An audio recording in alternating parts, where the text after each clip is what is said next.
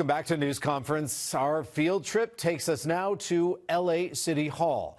Mike Feuer recently announced he wants to be the next mayor of LA, but when we arrive in downtown Los Angeles, Feuer is the first to remind us he cannot and will not promote a political campaign while on government property. No problem. We have one topic we want to discuss that's on everyone's mind: COVID-19. When it comes to what we are looking at with this global pandemic, for you personally, have you ever experienced anything like this? No, and I think none of us have. Even in the wake of 9/11, things were not quite as uncertain. There wasn't the same degree of anxiety, I think, because then there was an immediate aftermath and people turned their attention to repairing the nation. Now there's uncertainty as to when this issue will plateau.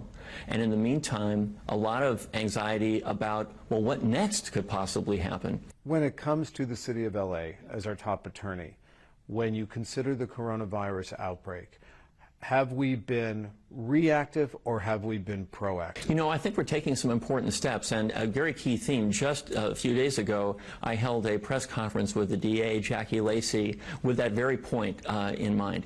I know that at this moment, the public at every level is looking for steady, clear, direct leadership. We held this press conference to note very specifically a number of steps that our office is taking to protect consumers who could be ripped off or taken advantage of in this emergency. My team is scouring the internet, going to brick-and-mortar stores to identify where there might be a misleading claim that's being made about an ostensible cure. Can you back up that there is so much that we don't know? The public wants answers, but there's a lot of answers that you can't give them at this point. Absolutely. And, you know, one of the things that this moment highlights is the importance of science and paying attention to what experts say. And I do think here in Los Angeles that our leaders are being very attentive to what public health experts and science tells us we should be doing. And you're seeing recommendations and directions emerging from leadership in Los Angeles that is more clear and more direct than in any other jurisdiction. So I think we're on the right track here. And again, speaking for myself, as city attorney, one of my key roles is to be sure that our residents aren't being ripped off, taken advantage of, or for that matter, making their health situation worse because people want to prey on their fear. Coronavirus creating those problems within our community for consumers. What are you learning?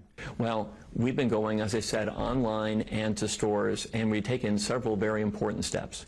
For example, our team went online and noticed claims were being made on a website about vitamin C having a potential to prevent or even tamp down coronavirus. And so we recognize that that's directly contrary to what our science experts tell us at the Food and Drug Administration, and other federal scientists are saying, you know, there is no cure, and vitamins, the National Institutes of Health say, vitamins A, C, or D are not going to help with regard to coronavirus, and in fact, big doses could be harmful. So we went on this website, we saw these claims being made, and we were about to take legal action, but we immediately contacted the site, and within just a very short time, hours, the claims went down. They were no longer there, and we're taking further steps now to assure that that never happens again. In the meantime, we're also, as I said, online and in brick-and-mortar stores concerned about price gouging. And our viewers really need to understand the rules about price gouging. All right, but when we consider price gouging, let's start with the reason why we even have price gouging. Right. We have this rush now into supermarkets, into grocery stores to buy everything. Yes. What advice do you have for people who feel the necessity to stockpile rather than shop? Well, one of the things that's happening now is because people are going to stores in panic mode, this is leading to the absence of necessities for other people. And people, I think, ought to recognize that there are supplies in our region that are available to folks, and to take a step back and only get what you need. Here's the thing. Price gouging has a couple different implications. One is, obviously, intrinsically someone's being ripped off. It's not only disgusting, it's illegal. But there's something else. When a price is listed, as we found, at many times the value of the item, it sends a signal to the public that they should be concerned and that panicking is an appropriate response.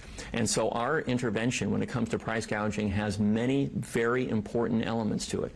And let me just describe briefly. Price gouging in California means this. Okay. If a good or food or medical supplies is being offered for more than 10% greater than the price that existed before the emergency, then that's price gouging. 10% increase is okay. Anything beyond 10% is not okay. We want to send a clear message that if people are going to purport to take advantage of the fear and vulnerability of residents here in Los Angeles, we're not waiting for some victim to call us.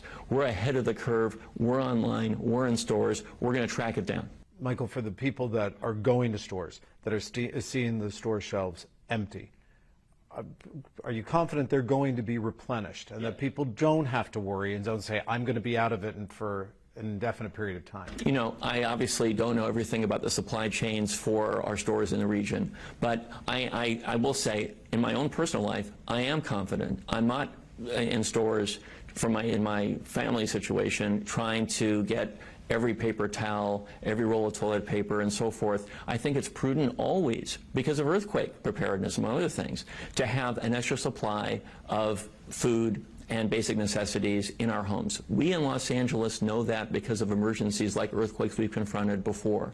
But taking extraordinary additional steps beyond that hurts all of us. I've got to let you go, but before I go, to the people of Los Angeles, the best way to get through this crisis? So, several different things. First of all, listen to the experts. More than anyone else, listen to the health department and our local, state, and national health experts. Our leaders here in the city are doing that very thing. And so when there are directives being issued by county leaders, by the mayor, if there's a warning being issued by me in my office, which I am in fact doing, we're taking steps to alert consumers to be vigilant about potential price gouging and misleading claims online about the virus. Contact our office directly. We will be on it. But a deeper message is, we're going to get through this crisis.